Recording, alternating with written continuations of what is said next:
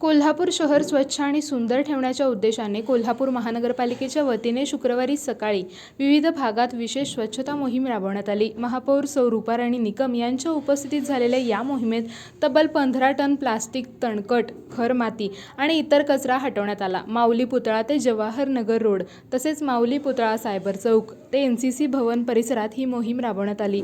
यावेळी मुख्य रस्ते, फुटपाथ, डिवायडर परिसराची साफसफाई करण्यात आली। प्लास्टिक आणि इतर टाकाऊ कचरा गोळा करून परिसर स्वच्छ करण्यात आला। या मोहिमेसाठी 2 आयवा डंपर, 2 ट्रॅक्टर आणि 1 जेसीबीचा वापर करण्यात आला। महापालिकेच्या आरोग्य विभागाच्या कर्मचाऱ्यांसह नागरिकांनीही उत्स्फूर्त सहभाग घेतला।